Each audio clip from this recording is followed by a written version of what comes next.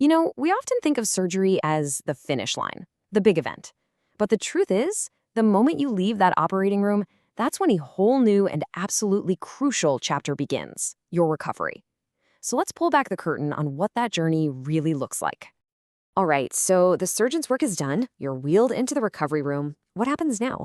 It's a question every single patient has. And the focus immediately shifts from the procedure itself to the pretty intricate process of healing. And that process is guided by a very clear and established plan. And that plan, it has a name: post-operative care. And look, this isn't just about waiting around to feel better. Nope.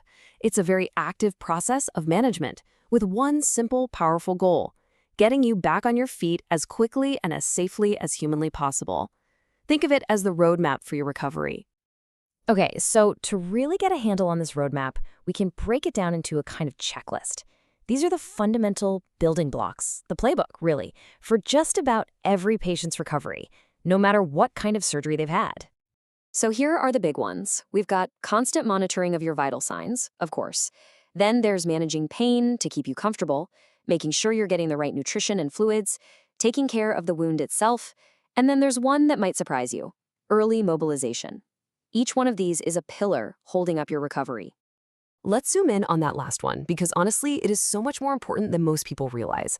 Early mobilization, this is not just about stretching your legs or taking a little walk. It is a key medical intervention. It's a deliberate part of the treatment plan, and it's absolutely critical for a smooth recovery. And yeah, there's this really interesting psychological side to it. I mean, just getting up and moving helps you feel like you're making progress, like you're getting better. And that sense of satisfaction is real, and it is important. But here's the thing: as important as that feeling is, the medical reasons for moving are even more powerful. So what's the big takeaway here? That simple act of just getting up, walking to a chair, maybe shuffling down the hallway, it has these huge effects. It helps prevent really serious lung complications like pneumonia. It dramatically cuts the risk of developing dangerous blood clots in your legs. And on top of all that, it just makes you feel better mentally. It's powerful stuff. All right, so we've got the foundations down. Now let's talk about something that's on everyone's mind: infection. This is, for sure, one of the biggest concerns for any surgical patient. And the medical team has a comprehensive 3-phase strategy to keep you safe. The thing you've got to understand is that stopping an infection isn't just one single thing. It's a whole chain of events. It starts way before you even see the hospital, with things like getting your diabetes under control or stopping smoking. It continues during the operation with super strict sterile protocols. And it follows you after surgery with proper care and, you guessed it, getting you up and moving again. Okay, but what happens when things don't go perfectly? Even with the best care, sometimes the body sends out these little alarm signals.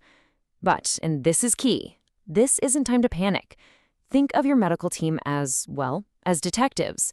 They're trained to read these signals, figure out what they mean, and then respond with a clear, logical plan. So let's imagine this. You get a fever after your operation. It's totally natural to worry, right?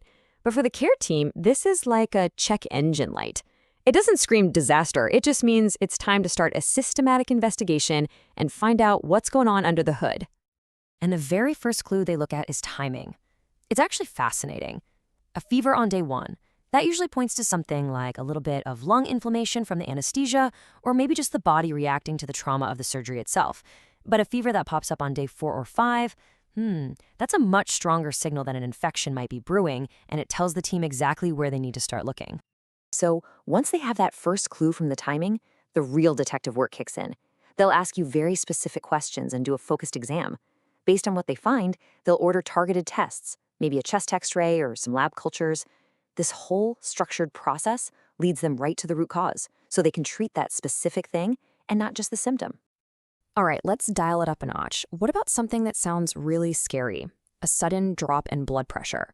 This is definitely a serious alarm bell. But again, the team has a protocol. Their first job isn't just to make the number go up, it's to figure out why it dropped so quickly. And here's a really clever way they do that.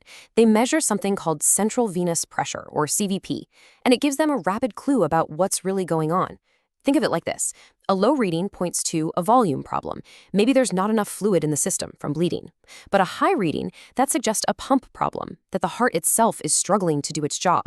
That one clue points them down the right treatment path immediately. Okay, another one that can really frighten you is suddenly having trouble breathing. But just like everything else we've talked about, there is no guesswork here. The medical team is trained to react calmly, systematically, and right away with a clear action plan. And that plan is immediate. First things first, they're going to make sure your airway is clear and get you on oxygen. At the exact same time, they're calling for help and starting a super fast exam to find the cause. Whether it's pneumonia or a blood clot, the steps are designed to get you stable first, then diagnose and treat the specific problem. Now this next one, it might sound a little weird, maybe even minor, but it is incredibly important. Why is the team so obsessed with your urine output? It's because how much urine you're making is one of the best and earliest signs of how well your entire system, your heart, your blood vessels, your kidneys, is handling the stress of surgery. When the output drops, the team basically turns into plumbers. First, they ask, is it a pre-renal problem? Meaning, is enough fluid even getting to the kidneys in the first place? Or maybe it's a renal problem. Is the filter itself, the kidney, the issue? And if it's not those, is it post-renal? Is there a clog in the drain pipe, like a blocked catheter? This simple logic finds the solution fast. So, the team has done their job, they've navigated the immediate recovery, stabilized any issues, and now it's time to head home. But this isn't where the story ends. In fact, this is where your role becomes the most critical of all. Before you walk out that door, you need to think of yourself as the new manager of your own recovery. This checklist, this is your game plan. Make sure you get your follow-up plan. Know when you should expect test results. Get crystal clear instructions on diet and bathing. And always ask about restrictions. When can you drive? What can you lift? Ask questions until you feel 100% confident.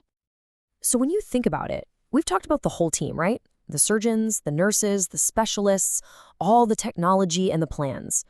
But after all of that, who is the single most important member of that entire recovery team? It's you. It really is. Your participation, the questions you ask, your commitment to following the plan, especially getting up and moving, that's the final, crucial piece of the entire puzzle. The medical team can build the road for you, but you are the one who has to walk it.